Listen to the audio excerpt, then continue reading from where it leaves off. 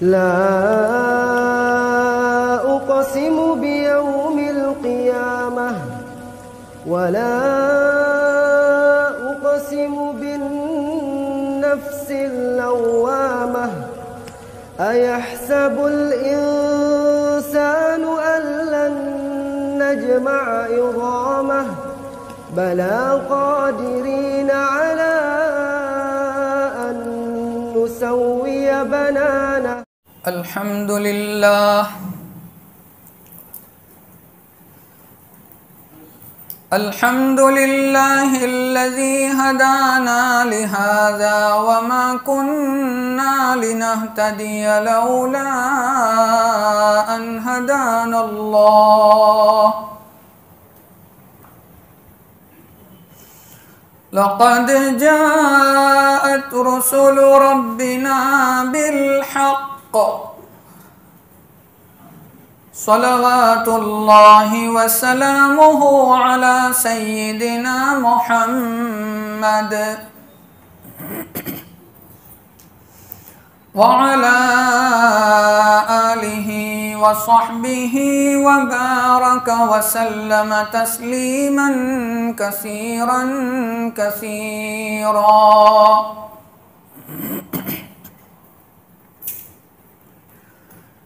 أما بعد فأعوذ بالله من الشيطان الرجيم. بسم الله الرحمن الرحيم.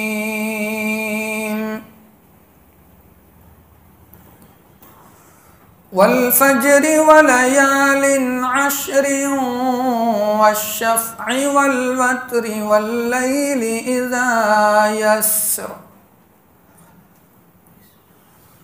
وقال تعالى في مقام آخر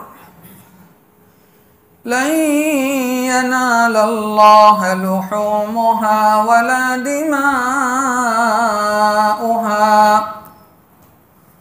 ولكن يناله التقوى منكم. صدق الله العظيم.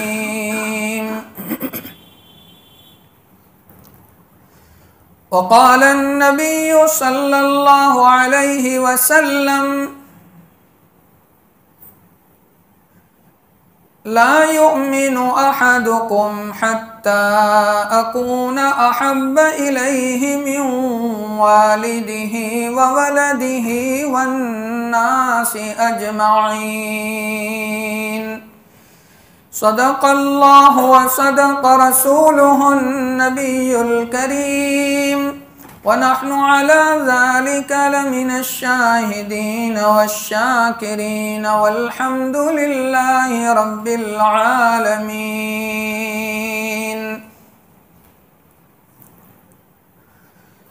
بلغ العلا بكماله كشف الدجى بجماله حسنت جميع خصاله صلوا عليه وآله. दुरूद शरीफ पढ़ लें. اللهم صل على سيدنا محمد وعلى آل سيدنا محمد وبارك وسلم. बुजुर्गान मोहतरम और अजीज नौजवानों,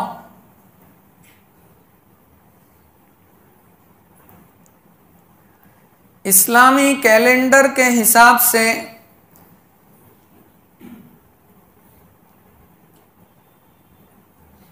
ज़ुल्क़ादा की 29 तारीख है आज।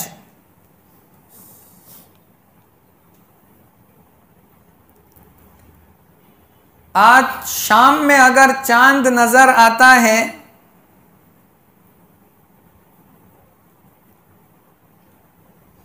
तो हुर्मत वाले 4 महीनों में से आखिरी महीना साल का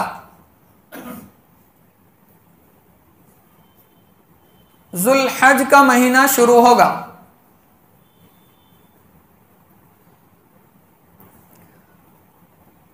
हुर्मत वाले 4 महीने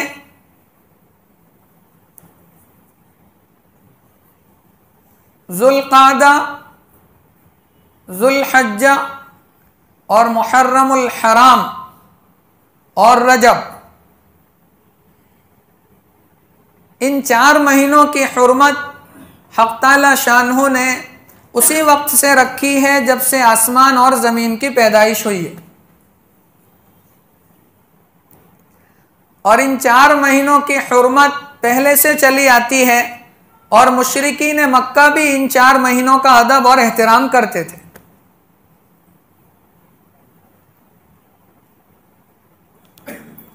इस्लामी कैलेंडर का इख्तिताम और इब्तिदा दोनों कुर्बानियों के साथ हुआ है। इस्लामी कैलेंडर का पहला महीना है मुहर्रमुल हराम, जिसकी 10 तारीख को, जिसको आशूरा कहते हैं,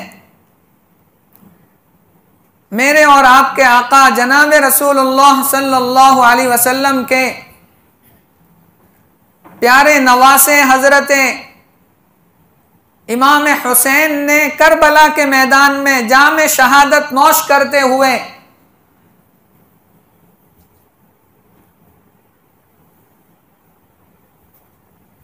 अपनी जान अल्लाह के हवाले की। तो इस्लामी कैलेंडर की शुरुआत कुर्बानी से कि मेरे आका के लाडले नवासे ने कुर्बानी पेश की मुहर्रमुल हराम में। और जब इस्लाम का कैलेंडर अब खत्म होने जा रहा है तो वो भी कुर्बानी के ऊपर कि मेरे आका जनाब रसूलुल्लाह सल्लल्लाहु अलैहि वसल्लम के अब्बा जान हजरत इस्माईल अलैहिस्सलातु वस्सलाम की कुर्बानी मिना के मैदान में इब्राहिम अलैहिस्सलाम ने पेश की और साल का इख्तिताम कुर्बानी पर हुआ। और ये दुनिया का भी कानून है कि अगर आपको कामयाबी हासिल करना है तो कुर्बानी देना पड़ेगी। दुनिया की छोटी से छोटी चीज अगर आपको हासिल करना है तो कुर्बानी शर्त है। आखिरत तो वैसे बहुत बड़ी चीज है, और ये जो जुल्हज का महीना है उसके पहले 10 दिन हैं, उसकी हदीसों में बड़ी फजीलत आई। बल्कि इन 10 दिनों की अल्लाह ने और रात की अल्लाह ने कुरान में कसम खाई। मैंने जो खुतबे में आयत पढ़ी उसमें अल्लाह फरमाते हैं वल फज्री वलयालिन अश्र वश्शफ़्इ वल वत्र, फजर की कसम और 10 रातों की कसम। तो फजर से कौन सी फजर मुराद है? मुफस्सिरीन फरमाते हैं कि बकरे ईद के दिन की फजर, 10 ज़ुल्हज्जा की फजर, जिस दिन बंदा कुर्बानी पेश करता है उस फजर की अल्लाह कसम खा रहे हैं। 10 रातों की अल्लाह ने कसम खाई, वो कौन सी रातें हैं? मुफस्सिरीन फरमाते हैं कि वो ये जो आने वाला महीना है हज का ज़ुल्हज्जा, उसकी 10 रातों की अल्लाह ने कसम खाई। नबी करीम सल्लल्लाहु अलैहि वसल्लम ने फरमाया कि जो आदमी ज़ुल्हज के शुरू के 9 दिनों में रोजा रखेगा, हर दिन के रोजे का सवाब 1 साल के रोजों के बराबर मिलेगा। और रात में जागेगा, इबादत करेगा, तो सरकार ने फरमाया हर रात की इबादत का सवाब लैलतुल क़द्र की इबादत के बराबर का सवाब।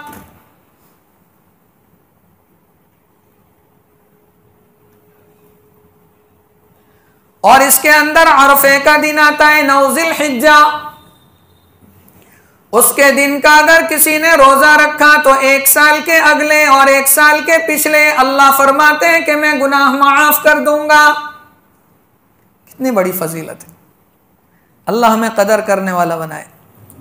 तो ये जो महीना है हज का, इसके अंदर असल जो बड़ी इबादतें हैं वो दो, एक हज और एक कुर्बानी।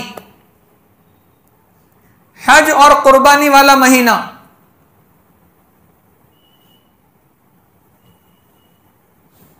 कि जिन लोगों के लिए अल्लाह ने अपने मुकद्दस घर की जियारत लिख दी थी, वो परवानावार वहां पहुंच चुके हैं और अल्लाह के घर का तवाफ कर रहे हैं, अल्लाह के घर का दीदार कर रहे हैं और अपनी आंखों को ठंडी कर रहे हैं। 120 रहमतें काबतुल्लाह के ऊपर बरसती है और फिर वहां से पूरी दुनिया की मस्जिदों में तकसीम होती है।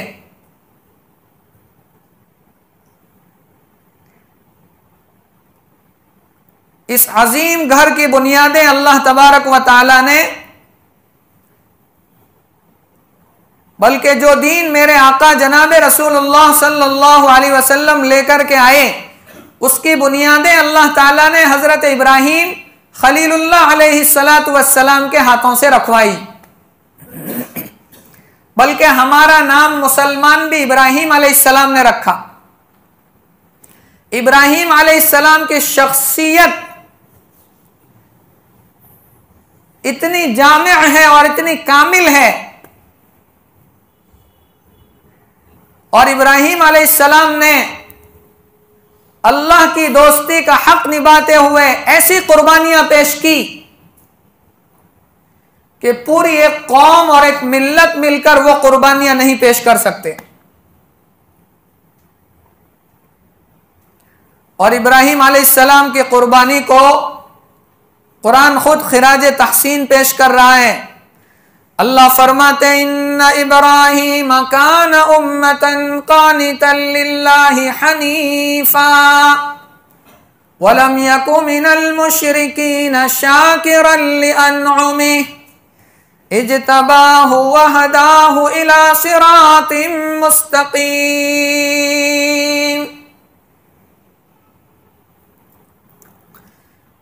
इब्राहीम अलैहिस्सलातु वस्सलाम देखने में अकेले थे, लेकिन दिल के अंदर कुर्बानियों का जो जज्बा भरा हुआ था, पूरी कौम मिल करके जो कुर्बानी नहीं दे सकती थी, अकेले इब्राहीम ने अल्लाह की बारगाह में वो कुर्बानियां पेश करके साबित कर दिया कि अल्लाह को राजी कैसे किया जा सकता है। अल्लाह को राजी करने के लिए हर कुर्बानी देने के लिए इब्राहीम तैयार हो गए। वइज़ इब्तला इब्राहीम रब्बुहु बिकलिमातिन फअतम्महुन।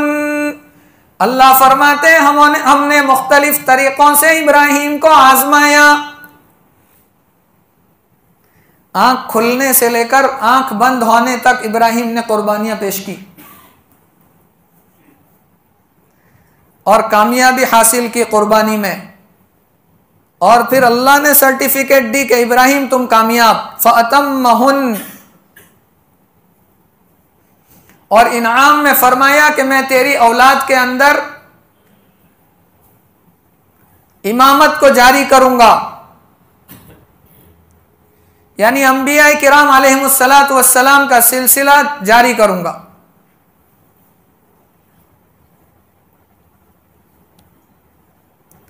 इब्राहीम अलैहिस्सलातु वस्सलाम ने जिस घर में आंख खोली, वो घर बुतकदा बना हुआ है, चारों तरफ बुत लगे हुए हैं, और बाप बुत बनाता भी है और बुत बेचता भी है। बुतों का पुजारी भी है, कारीगर भी है और सप्लायर भी है। ऐसे घर में इब्राहीम ने आंख खोली।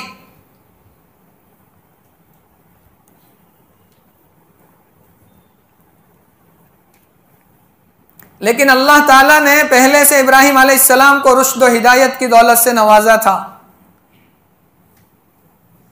ऐसी रोशनी अता की थी इब्राहीम को, जो हक और नाहक को, हक और बातिल को पहचानते थे।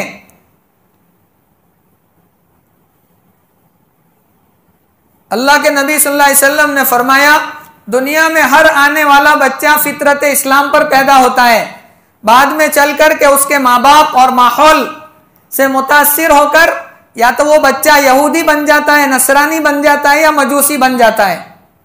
पता चला बच्चे की दीनदारी के अंदर माँ बाप का बहुत बड़ा रोल और किरदार है।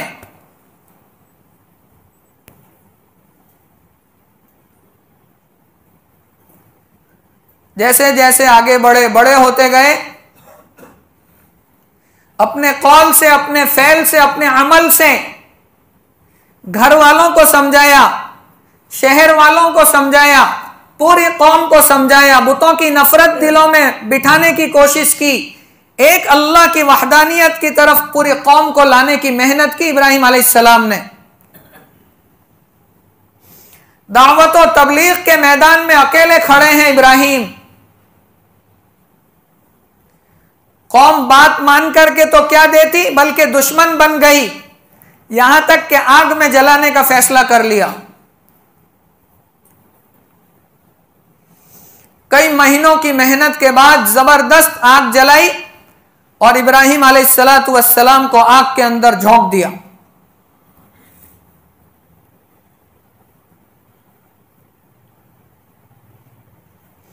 इब्राहिम अलैहिस्सलातु वस्सलाम को जिस आग में डाला गया, ऊपर से फरिश्ते देख करके बेचैन हो गए कि अल्लाह तेरे खलील को आग में जलाया जा रहा है।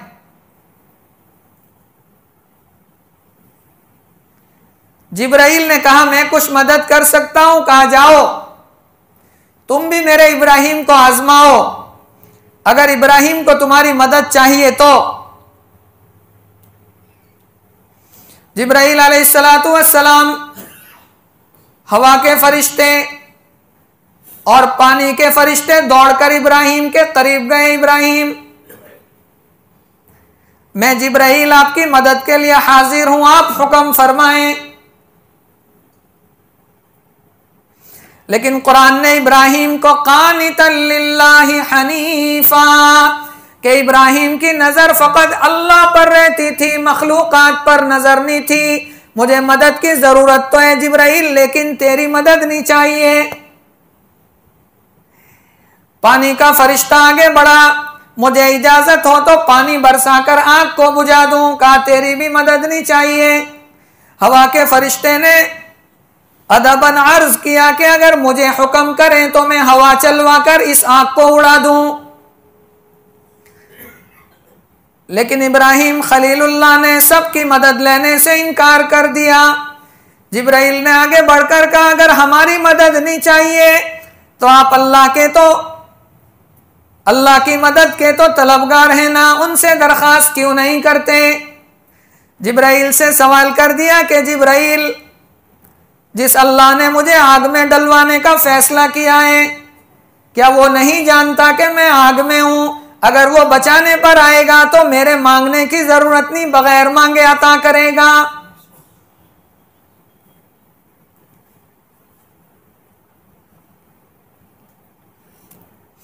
तो फिर उस परवरदिगार से ही मांगिए। तो कहा, क्या वो देख नहीं रहा है? अल्लाह समझ गए कि मेरा खलील जिब्राइल की भी मदद लेने के लिए तैयार नहीं, पानी का फरिश्ता, हवा के फरिश्ते का भी मोहताज नहीं, वो फकत मोहताज है तो मेरा है। और वो परवरदिगार जिसने सारी कायनात को बनाया, आग जलाने में अल्लाह के हुक्म की मोहताज, पानी डुबाने में अल्लाह के हुक्म का मोहताज, छुरी काटने में अल्लाह के हुक्म की मोहताज, ये तमाम मखलूकात अल्लाह के हुक्म की मोहताज है। न किसी को नफा पहुंचा सकती है, न किसी को नुकसान दे सकती है, जब तक के अल्लाह न चाहे। आग के अंदर जलाने की तासीर अल्लाह ही ने रखी है, लेकिन अगर अल्लाह ही ना चाहे तो आग एक बाल भी नहीं जला सकती।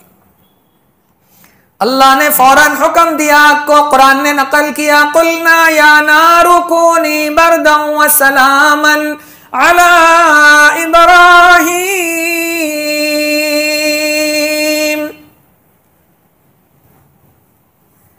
ए आग, तेरे अंदर जलाने की तासीर मैंने ही रखी है, लेकिन आज के दिन खबरदार, अगर मेरे खलील का एक बाल भी जला तो आग ठंडी हो गई, बहुत ज्यादा ठंडी बढ़ जाती है तो भी इंसान मर जाता है, तो कहीं तकलीफ ना पहुंच जाए इब्राहिम को, इसलिए फौरन फरमाया बरदन व सलामन अला इब्राहिम, मेरे इब्राहिम के लिए ठंडी हो जा और सलामती वाली, ऐसी ठंडक कि जिसके अंदर मेरे इब्राहिम को तकलीफ ना हो। सुकून के साथ अल्लाह ने आग को बाग बना दिया। मेरे भाइयों, तुम उस परवरदिगार पर भरोसा करके तो देखो, ये पूरी दुनिया में जो नफरतों की आग लगी हुई है, अगर हम भी इब्राहिम का किरदार अपना ले तो ये जलती हुई आग इब्राहिम का किरदार हमें बता रहा है कि बुझा सकते हैं। आग भी आज भी हो, अगर इब्राहिम सा ईमा पैदा, आग कर सकती है अंदाज़े गुलिस्तां पैदा। एक इम्तिहान में से निकले, फिर हुक्म हुआ कि अब वतन छोड़ दो।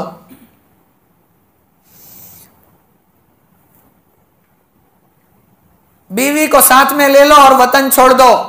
इब्राहिम अलैहिस्सलातु वस्सलाम ने प्यारी बीवी हजरत सारा को साथ में लिया, भतीजे हजरत लूत अलैहिस्सलाम को साथ में लिया और चल पड़े।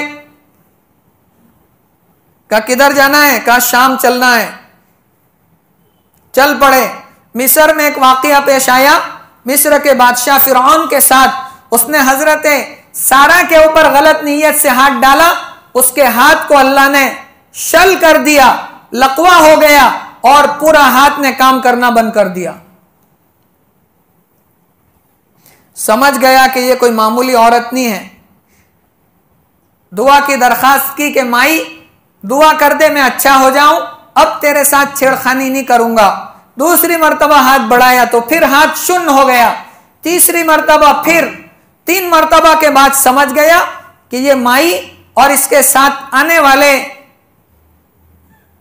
जो शख्सियत है वो कोई मामूली नहीं है। इनका अल्लाह के यहां, इनके खुदा के यहां कोई बहुत बड़ा मकाम है। का आखिरी बार दरखास्त करता हूं, मैं अच्छा हो जाऊं तो फिर मैं तुम्हारे साथ छेड़खानी नहीं करूंगा। हाथ अच्छा हो गया तो फिर अपनी बेटी हाजरा को बुलाया। शहजादी, मिस्र के बादशाह की बेटी है हजरत हाजरा, शहजादी है। बादशाह ने इब्राहिम अलैहिस्सलाम को बुलाया और फरमाया कि इब्राहिम तू कोई मामूली शख्स नहीं है और ये तेरी बीवी सारा भी कोई मामूली नहीं है। तुम्हारा मकाम तुम्हारे खुदा के यहां बहुत बड़ा है। मैं अपने कलेजे का टुकड़ा मैं तुम्हारे हवाले करता हूं। हाजरा मैं तुम्हारे निकाह में पेश करता हूं। इब्राहिम तुम हाजरा से निकाह कर लो। तो मिस्र की शहजादी हजरत हाजरा रदी अल्लाह अन्हा प्यारे नबी हजरत इब्राहिम खलीलुल्लाह के निकाह में आई। 80 साल से ज्यादा उम्र पहुंच गई है इब्राहिम अलैहिस्सलाम की, लेकिन अल्लाह की जात से मायूस और नाउम्मीद नहीं हुए हैं। मेरे भाइयों, औलाद अल्लाह की बहुत बड़ी नेमत है और औलाद के लिए बाप बहुत बड़ी नेमत है। बाप की कदर उनसे जाकर के पूछो जिनका बाप नहीं है, और औलाद की कदर उनसे पूछो जिनकी औलाद नहीं है। इब्राहिम बताएंगे, और इब्राहिम ने क्या कुर्बानी पेश की। फरमाते हैं कि जब बेटे थे तो बाप की कुर्बानी पेश कर दी। अल्लाह ने हुक्म दिया कि ऐसा बुत परस्त बाप, उसके साथ रहने की जरूरत नहीं, बाप को छोड़ो, वतन को छोड़ दो। एक तरफ बाप कह रहा है परवरदिगार को छोड़ो, दूसरी तरफ इब्राहिम को हुक्म मिला है कि हमारे लिए सबको छोड़ो। इब्राहिम ने अल्लाह को राजी करने के लिए फरमाया कि मेरे परवरदिगार, मैं तुझे राजी करने के लिए अब तो क्या सब छोड़ सकता हूं। और जब हजरत हाजरा निकाह में आई, 80 साल से ज्यादा उम्र हो चुकी है, लेकिन अभी भी मायूस और नाउम्मीद नहीं है। एक बार फिर अल्लाह की बारगाह में हाथ फैलाए और दुआएं की, रब्बी हबली मिनस सालिहीन, परवरदिगार आलम अगर सारा से न सही तो हाजरा मेरे निकाह में आई है, अल्लाह ने एक सालेह औलाद अता फरमा। औलाद का देना किसके हाथ में है? अल्लाह के हाथ में है। 60 साल रातों को जागकर तहज्जुद में रोकर अल्लाह से मांगकर मायूस नहीं हुए, 60 साल तक औलाद मांगते रहे। जब हाजिरा निकाह में आई तो फिर हाथ फैलाए, रब्बी हबली मिनस सालिहीन, परवरदिगार सारा से न सही हाजिरा से औलाद अता फरमा। और औलाद मांगते हुए भी कंडीशन नहीं लगाई कि बेटा देना बेटी देना, अल्लाह जो भी देना नेक देना। शादी के बाद जब औलाद मांगो तो क्या मांगो? नेक मांगो। अल्लाह का नबी सिखा रहा है, बेटा मांग लिया और नाफरमान निकला तो? नूह अलैहिस्सलाम का भी तो बेटा था नाफरमान, उसने अपने बाप की नाक कटवाई और अल्लाह से धमकी सुनवाई, काफिरों के साथ रहा कनान। जब पानी में डूबने लगा तो नूह अलैहिस्सलाम ने उसके लिए हाथ फैलाए, परवरदिगार मेरा बेटा है। अल्लाह ने फरमाया, नूह ये तेरा बेटा नहीं है, हमारे यहां नस्लें नुत्फे की बुनियाद पर नहीं चलती, अमल और किरदार की बुनियाद पर हमारी नस्लें चला करती है। अगरचे तेरे घर में पैदा हुआ, तेरी बीवी ने जन्म दिया, लेकिन उसका कैरेक्टर और किरदार नबियों वाला नहीं है। काफिरों के साथ रहकर उसने कुफ्र इख्तियार कर लिया है। और नूह सुन ले, अगर अपने बेटे के लिए दोबारा तूने दरखास्त की तो तुमसे तुम्हारी नबूवत भी हम छीन सकते हैं। नाफरमान बेटा बाप को भी अल्लाह की नाराजगी का शिकार बनवा सकता है। और फर्मा बरदार बेटा कैसा होता है? इस्माइल अलैहिस्सलातु वस्सलाम का किरदार आपके सामने कुरान बयान कर रहा है। इब्राहिम अलैहिस्सलातु वस्सलाम की दुआ को अल्लाह ने सुन लिया और फौरन जिब्राइल को भेजा, जाकर मेरे खलील को खुशखबरी सुनाओ। फबश्शरनाहु बिगुलामिन हलीम। इब्राहिम हलीम और बुरदुबार, तेरा भी फर्मा बरदार और मेरा भी फर्मा बरदार, ऐसा बेटा मैं तुझे दे रहा हूं, खुश हो जा। हजरत इस्माइल अलैहिस्सलातु वस्सलाम दुनिया में तशरीफ लाए अम्मी हाजरा के पेट से। हजरत इब्राहिम खलीलुल्लाह को औलाद हुई 86 साल की उम्र में। हमारे यहां तो मैंने पहले भी कहा कि शादी के 2 साल नहीं गुजरते ने बापुओं के चक्कर, मजारों के चक्कर, तावीज पलीते के चक्कर, फलाने मजार के ऊपर जाकर के चादर चढ़ाओ, फलाने मजार के ऊपर जाकर शक्कर चढ़ाओ और फलाने मजार के ऊपर जाकर काला बकरा ज़बा करो तो औलाद होगी। नहीं मेरे भाइयों, कुरान कह रहा है कि औलाद का होना अल्लाह के कब्जे में है। वो चाहे तो बेटे ही बेटे दे दें और वो चाहे तो बेटियां ही बेटियां दे दें, और अगर वो ना चाहे तो कितनी दवाएं खा लो, कितने मजारों के चक्कर काट लो, कितने भी तावीज बांध लो, वो न देने पर आए पूरी दुनिया मिलकर तुम्हें औलाद नहीं दिला सकती। और अगर देने पर आ जाए तो वो जवानी का मोहताज नहीं, ताकत का मोहताज नहीं, 80 साल 86 साल की उम्र में भी देने पर आ जाए तो दे सकता है। इब्राहिम अलैहिस्सलातु वस्सलाम को 86 साल की उम्र में औलाद मिली। और कैसी औलाद मिली? अभी घर के अंदर इब्राहिम अलैहिस्सलातु वस्सलाम के किलकारी गूंजी और इस्माइल अलैहिस्सलातु वस्सलाम का मुस्कुराता हुआ चेहरा देखकर इब्राहिम अलैहिस्सलाम का भी चेहरा खिल जाता था। थका हुआ थका हारा बाप बाहर से मेहनत करके जब घर में कदम रखता है और अपने बच्चों की खिलखिलाहट देखता है तो सारी दुनिया के गम भूल जाता है। 80 साल के बाद मिले हुए बेटे इस्माइल को देखकर अब्बा जान इब्राहिम का दिल कितना खुश होता होगा। लेकिन एक और इम्तिहान सामने था। ऊपर से एक और हुक्म आया कि इब्राहिम, अब एक और इम्तिहान है। हम देखना चाहते हैं कि कहीं तुम्हारे दिल में बेटे की मोहब्बत तो घर नहीं कर गई।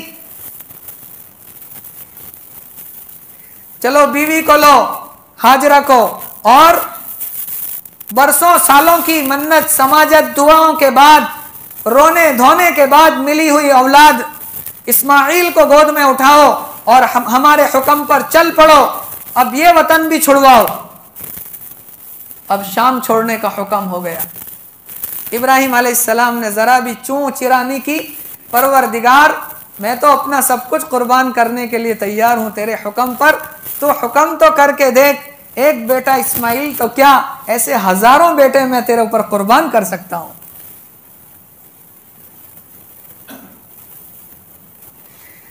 सारा जहां नाराज हो परवाह न चाहिए, मद्दे नजर तो मर्जिए जाना न चाहिए।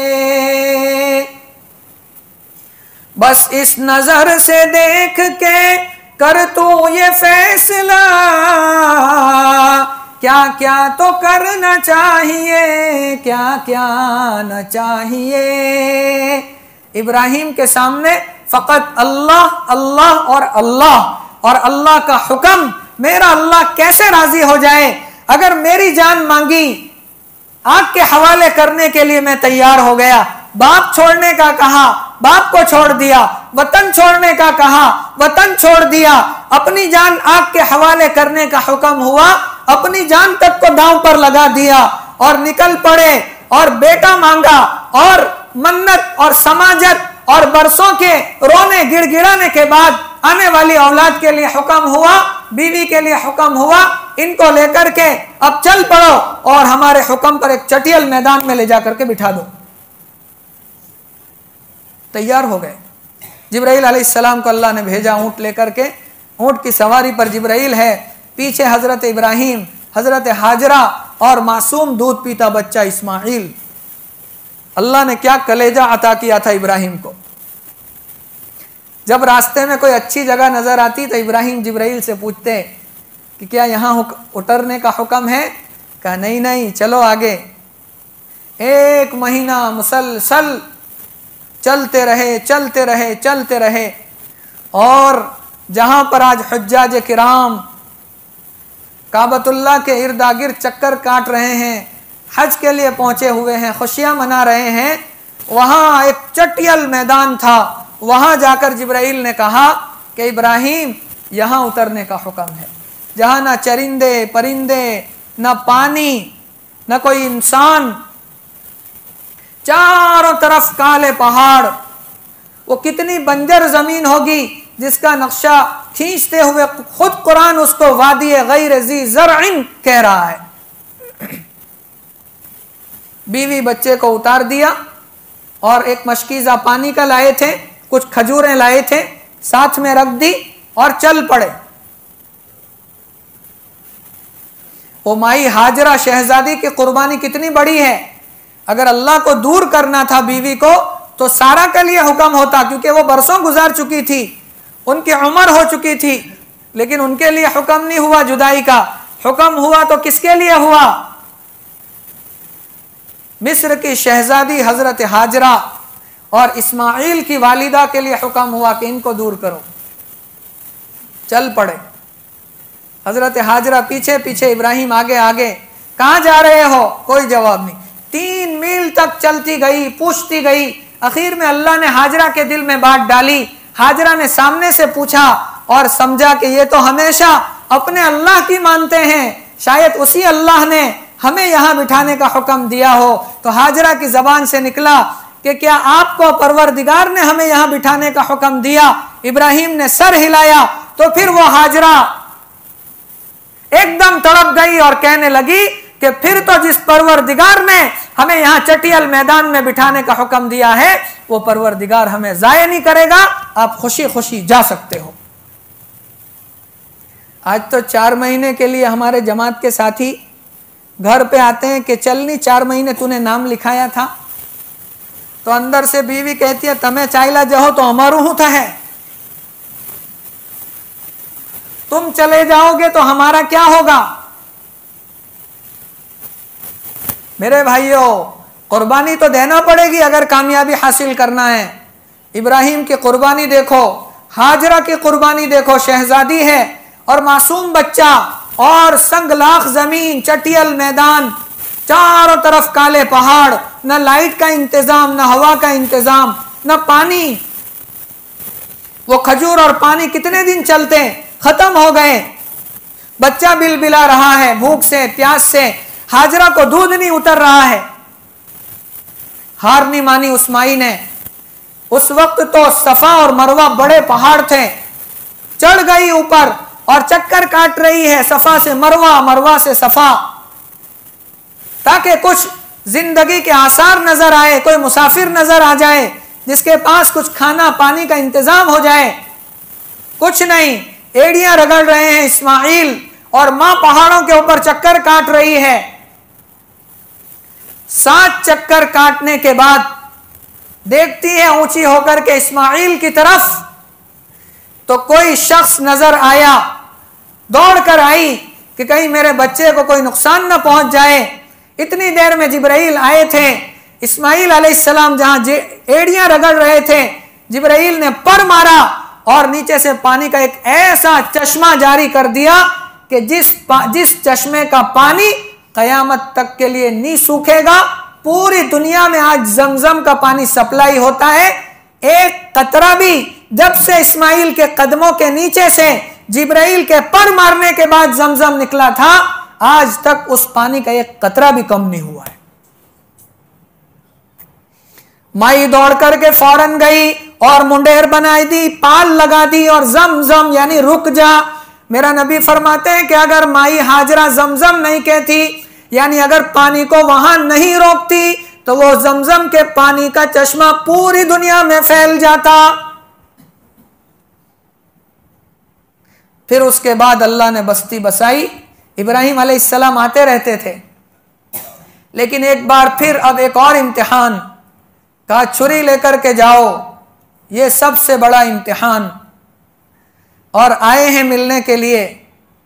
हाजरा से कहने लगे बहुत वक्त हो गया, मैंने अपने बच्चे के साथ कुछ बातचीत नहीं की, कुछ तफरीह नहीं की, मैं इसको जंगल की तरफ जरा सैर कराने ले जाना चाहता हूं, तैयार कर दो। हुक्म भी कहां हुआ, ख्वाब के अंदर। लगातार 3 रात इब्राहिम अलैहिस्सलाम ने ख्वाब देखा कि अपने लाडले बेटे, बुढ़ापे का सहारा इस्माइल के गले के ऊपर खंजर चला रहे हो। लगातार 3 रातें ख्वाब देखने के बाद नबी थे ना, समझ गए कि मेरा ख्वाब भी वही होता है, अल्लाह का यही हुक्म है। छुरी लेकर के चले और पहुंच गए। कहा हाजरा तैयार कर दो, मैं ले जाना चाहता हूं। तैयार कर दिया और बेटा भी खुशी खुशी चल पड़ा कि बहुत सालों के बाद अब्बा जान की उंगली पकड़ने का और अब्बा जान के साथ चलने फिरने का, घूमने का मौका मिला है। खुशी खुशी चल पड़े। लेकिन बेटे इस्माइल को क्या पता था कि अल्लाह ने इब्राहिम को क्या हुक्म दिया है। मिना की मैदान में पहुंच गए और वहां पर जाकर के अब्बा जान ने बेटे इस्माइल को ख्वाब सुनाया। कुरान ने उसको नकल किया। फलम्मा बलग माअहु अस्सअय क़ाल या बुनय्या इन्नी अरा फिल मनामि अन्नी अज़बहुका फंजुर माज़ा तरा। इब्राहिम अलैहिस्सलातु वस्सलाम ने बेटे इस्माइल के सामने अपने ख्वाब का तज़किरा किया कि बेटा लगातार 3 रातों मैंने ख्वाब में देखा कि इब्राहिम के हाथ में छुरी है और गला बेटे इस्माइल का है। क्या तरबियत की थी इस्माइल की हाजरा ने।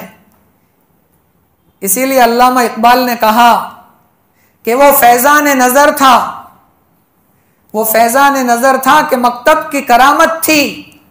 किसने सिखाए इस्माइल को आदाब फर्जंदी।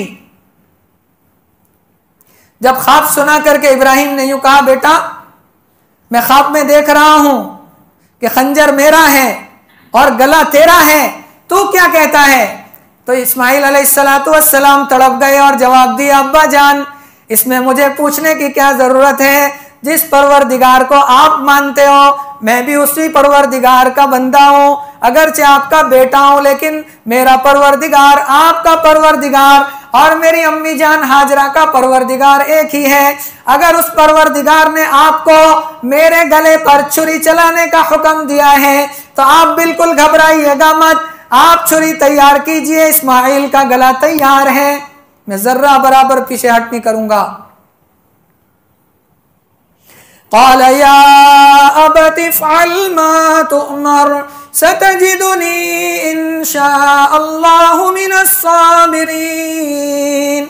इस्माइल अलैहिस्सलातु वस्सलाम ने तड़प कर जवाब दिया, अब्बा जान आप खुशी से अल्लाह को राजी करने के लिए छुरी चलाइए। इस्माइल पीछे नहीं हटेगा, इसलिए कि इस इस्माइल के अंदर भी इब्राहिम का खून बह रहा है और इसकी तरबियत हाजरा ने की है। ये इस्माइल पीछे हटने वालों में से नहीं है, आप मुझे सब्र करने वालों में से पाओगे। हमारी कुर्बानी अगर अल्लाह चाहता है, इस्माइल की कुर्बानी से अगर आपका परवरदिगार, मेरा परवरदिगार राजी होना चाहता है तो मैं तैयार हूं। मेरे भाइयों, इब्राहिम अलैहिस्सलाम ने मिना के मैदान में इस्माइल के गले पर छुरी चलाकर कयामत तक आने वाले इंसानों को पैगाम दिया कि अगर अल्लाह को राजी करने के लिए अपनी औलाद के गले पर छुरी चलाना पड़े तो चलाने के लिए तैयार रहो।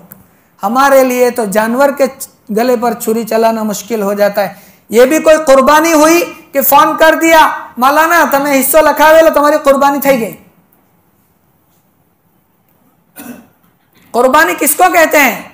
कुर्बानी तो हो जाती है हिस्सा लिखा देने से, लेकिन असल कुर्बानी की जो रूह है वो जानवर को लाओ, उसकी तरबियत करो, उसको खिलाओ पिलाओ, उसको मानूस करो और ऐसी मोहब्बत दो कि जब उस जानवर को आप कुर्बानी के लिए लिटा रहे हो और उसके गले के ऊपर जब आप छुरी चला रहे हो तो इधर जानवर के गले पर छुरी चल रही हो और उधर आपके कलेजे पर छुरी चल रही हो कि जैसे मैं अपने बेटे को अल्लाह की बारगाह में पेश कर रहा हूं।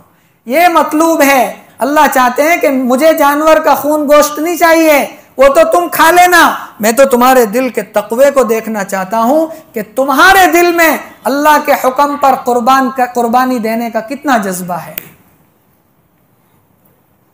तो करोगे ऐसी कुर्बानी?